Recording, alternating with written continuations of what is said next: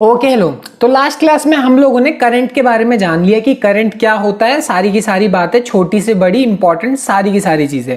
अब अगली बात यह है कि इलेक्ट्रॉन्स को मूव कराना है, ठीक है। चार्ज को मूव कराना है, मूव कराने में ताकत लगेगी, वर्क लगेगा। यानी अगर मुझे कंटिन्यूअसली करंट चलाते रहना है तो कंटिन्यूअसली चलाने के लिए मुझे कुछ ना कुछ मेहनत करनी पड़ेगी।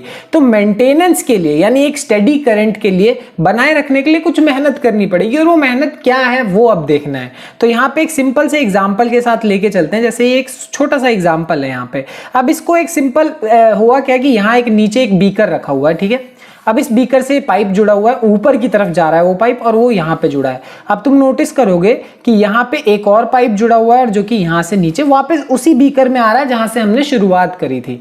तो अब ये तुम्हें पता है कि पानी यहाँ से यहाँ की तरफ अपने आप आ जाएगा, उसके लिए तुम्हें कुछ भी करने की जरूरत नहीं है। तुम छत पे खड़े हो, एक मग्गा पानी नीचे फेंकोगे, खुद ही आ जाएगा, तुम्हें कुछ मेहनत करने की जरूरत नहीं है, ठीक है। ये बात तुम्हें पता है क्यों? क्योंकि ग्रेविटेशन है, पानी अपने आप नीचे आएगा। बट अगर तुम्हें नीचे से ऊपर की तरफ पानी ले जाना है तो या तो तुम्हें मेहनत करनी पड़ेगी, या तो क्या लगाना है, एक वाटर पंप लगाना पड़ेगा, ठीक है। और एक वाटर पंप लगाने के बाद ही पानी ऊपर की तरफ बढ़ता है। ये छोटी सी बात है, ये बात तुम्हें पता है।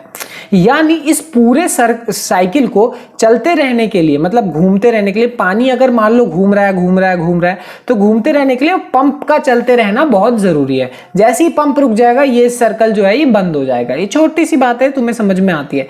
तो वही चीज है, एग्जैक्ट सेम तरीके से हमें करंट को बनाए रखने के लिए भी कुछ करना पड़ेगा। ये बिल्कुल वैसा वाला एग्जांपल है जो फाउंटेन के अंदर होता है ना।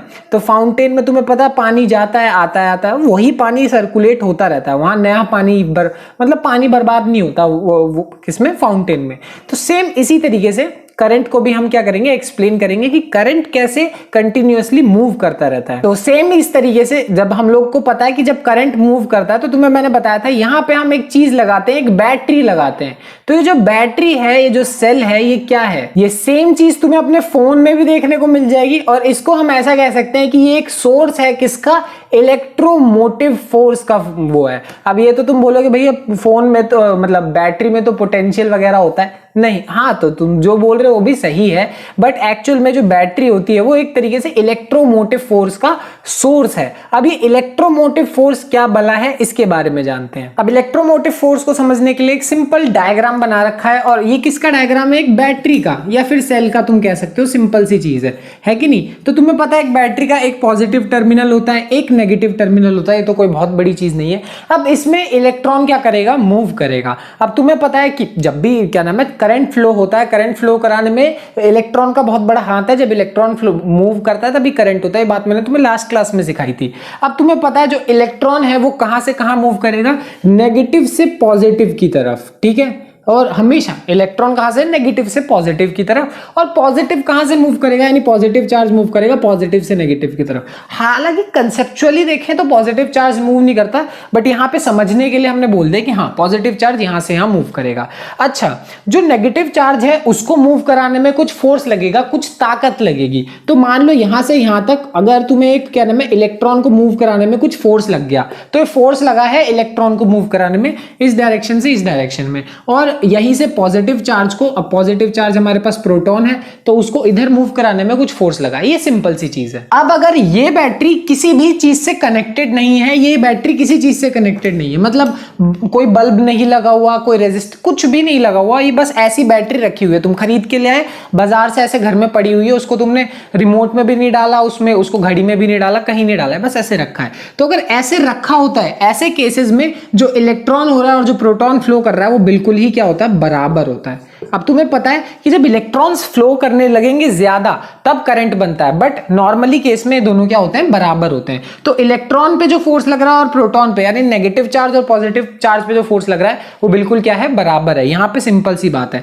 अब एक काम करो, दोनों साइड पे ना डिस्टेंस से मल्टीप्लाई कर दो। अब ये डिस्टेंस बेसिकली क्या है, यहां से यहां तक का डिस्टेंस, इस बैटरी के यहां पे यहां तक का एक छोटा सा डिस्टेंस मान लिया हमने। तो मान लो दोनों साइड मैंने क्या करा, इसको भी और इसको भी दोनों को डिस्टेंस से मल्टीप्लाई कर दिया।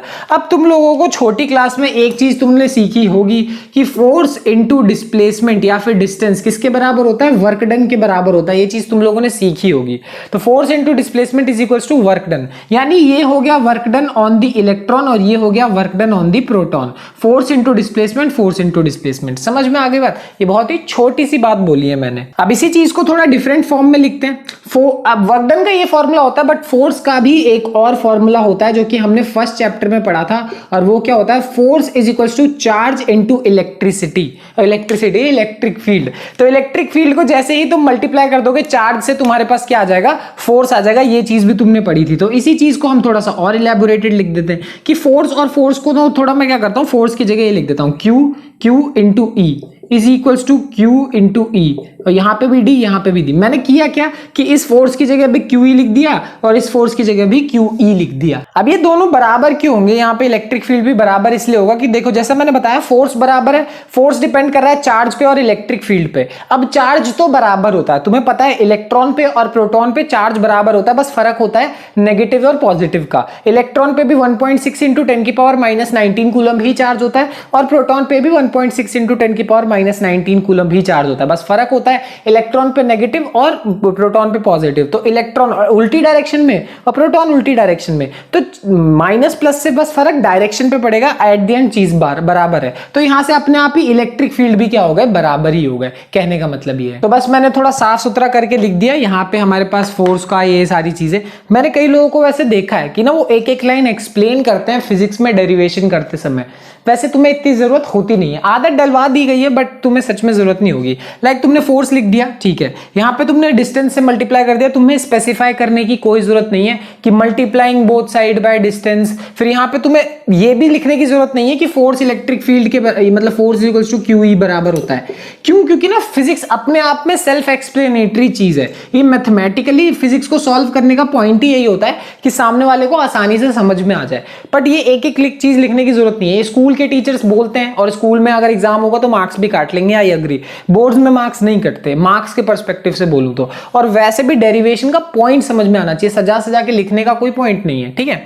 तो तुम्हें चाहो तो ये जब ब्रैकेट में लिख सकते हो, एक एक लाइन लिख सकते हो, चाहो तो। मेरी एडवाइस रहेगी कुछ मत लिखो, क्यों टाइम वेस्ट करना है कि नहीं, समझने पे ध्यान रखो। ये सब तो कभी भी लिख सकते हो, है ना। अब यहाँ पे वही चीज है कि QED। अब तुम लोग को यहाँ एक चीज और पता होगी, एक और फॉर्मूला, पोटेंशियल जो होता है वो किसके बराबर होता है। अब पोटेंशियल जो होता है इलेक्ट्रिक फील्ड इनटू डिस्टेंस के बराबर होता है। ये बात मैंने तुम्हें बता रखी है बहुत बार, पिछले चैप्टर में भर भर के 20 बार बता रखी है। क्या होता है बेसिकली, इलेक्ट्रिक फील्ड क्या होता है, पोटेंशियल डिफरेंस का ग्रेडियंट होता है। ये चीज हमने देखी थी। तो डी मल्टीप्लाई हो जाएगा तो V की वैल्यू ED, यानी यहां से तुम आराम से लिख सकते हो क्या कि ये मेरे पास जो है क्या कहते हैं, इस पूरे की जगह V लिख सकते हैं। सिंपल छोटी सी नॉर्मल सी बात है। तो यानी मैंने इतना झमेला क्यों किया, इतना झमेला सिर्फ इसीलिए किया गया ताकि तुम्हें EMF समझाया जा सके।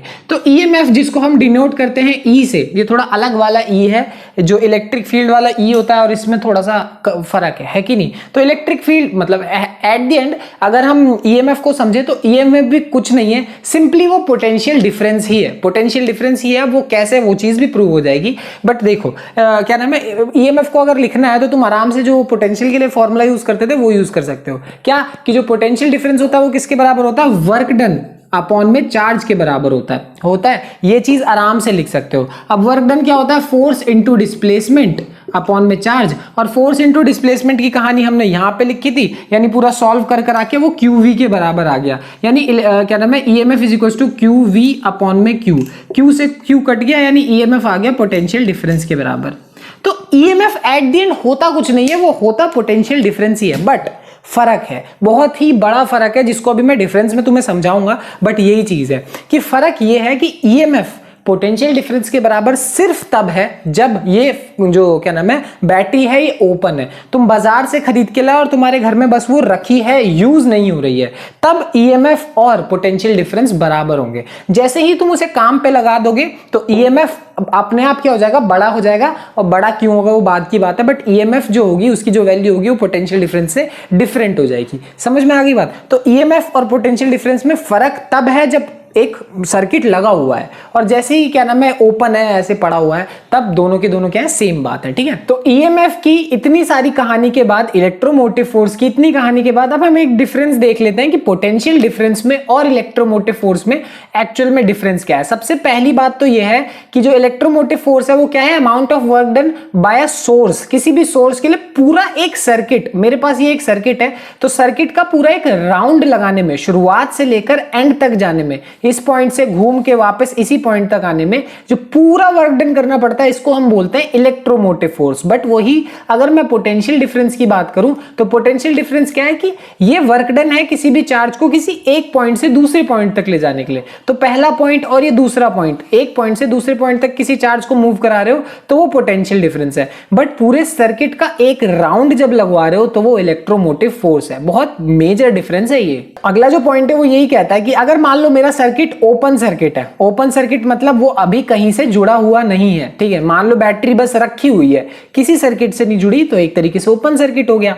अब ये इस टाइम पे जो ईएमएफ होता है वो बिल्कुल बराबर होता है किसके, पोटेंशियल डिफरेंस के। तो जब सर्किट ओपन है, जब बैटरी ऐसे खुली पड़ी है, यूज नहीं हो रही, तब ईएमएफ और पोटेंशियल डिफरेंस बराबर होते हैं। और पोटेंशियल डिफरेंस में यही वाली बात है कि पोटेंशियल डिफरेंस को एग्जिस्ट करने के लिए क्या चाहिए, 2 पॉइंट चाहिए। तो कहने का मतलब ये है कि ये जो ईएमएफ है वो एक खाली सर्किट में भी एग्जिस्ट कर सकता है। मतलब सिर्फ अकेली बैटरी है, किसी से नहीं जुड़ी, तो भी यहाँ पे ईएमएफ एग्जिस्ट करता है। बट पोटेंशियल डिफरेंस को एग्जिस्ट करने के लिए 2 पॉइंट्स चाहिए। जैसे कि एग्जांपल के तौर पे बल्ब लगे हुए हैं साथ में, तो इन बल्ब्स के किसी 2 पॉइंट के बीच में तुम पोटेंशियल डिफरेंस निकाल सकते हो। ये पॉइंट, ये पॉइंट, ये पॉइंट, ये किन्हीं 2 पॉइंट्स के बीच में तुम निकाल सकते हो। ऐसे रैंडमली बस खुले हुए सर्किट में पोटेंशियल डिफरेंस नहीं निकाला जा सकता। तो नेक्स्ट बात वही है जो कि मैंने अभी बोली कि ये एक क्या है कि एक सर्किट अगर क्लोज नहीं भी होगा, ओपन सर्किट होगा तो भी चल जाएगा। जैसे कि तुम साफ साफ देख सकते हो, यहां से सर्किट खुला हुआ है, फिर भी इस सर्किट में ये जो बैटरी जो भी दे रहा होगा वो ईएमएफ ही होगा। तो ईएमएफ एक खुली सर्किट में भी एग्जिस्ट करता है। तुम एक बैटरी खरीद के लाए, बैटरी 9 वोल्ट की हो सकती है, 12 वोल्ट की हो सकती है, तो जब 9 वोल्ट 12 वोल्ट बोलते हो वो उसका एक तरीके से ईएमएफ ही है।